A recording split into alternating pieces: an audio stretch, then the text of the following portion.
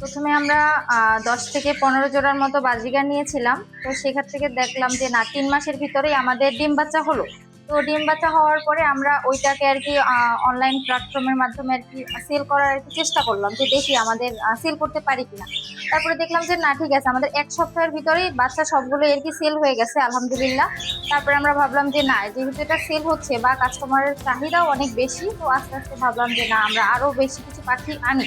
তো আমরা এর থেকে আর কি ককাটেল নিয়ে আসলাম কিছু। তো ককাটেল আমরা শুরু থেকে 3 থেকে 4,000 টাকা জোড়া এরকমের পাখি এনেছি। আর বর্তমানে আমাদের 15 থেকে 20,000 টাকার মতো আছে বাজিগারের।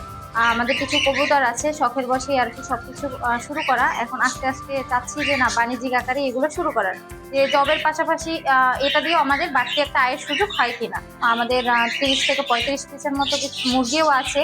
তো ওইটা দিয়েও আমরা আলহামদুলিল্লাহ মাসে একটা ভালো কিছু করার চেষ্টায় আমরা আছি।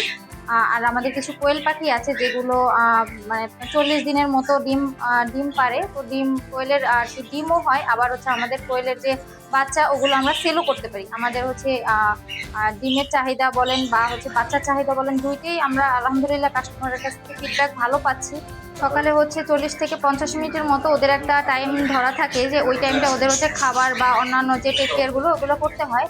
আর হচ্ছে দুপুর টাইমে আরেকবার হচ্ছে করতে হয়, যেটা আমি হচ্ছে লাঞ্চ টাইম যখন আসি তখন করার চেষ্টা করি। আর আমার হাজবেন্ডও ওইভাবে জবের পাশাপাশি হচ্ছে দুইজনকে সময় দেয়, কারণ জবের পাশাপাশি এটার দিকেও আমরা একজনে পারতেছি না। মূলত শখ থেকেই শুরু। আমার ছোটবেলা থেকে ইচ্ছা ছিল যে কিছু পাখি পালবো, বা পাখির প্রতি বা পশুপ্রাণীর প্রতি আমার অন্যরকমই একটা টান। তারপরে পাশাপাশি আমি চিন্তা করলাম যে এটা শৌখিনতার পাশাপাশি আমি বাণিজ্যিকভাবে কিভাবে আগানো যায়, সেই দিক থেকে শুরু করে আমি বাণিজ্যিকভাবে আগানো। এখন ইনশাল্লাহ আমার আস্তে আস্তে ভালো একটা প্রজেক্ট দাঁড়াইছে। পাখির মূল খাবারটা হচ্ছে গিয়া আপনার সিড মিক্স, এটাকে বাংলায় বলে ফুলের বিচি।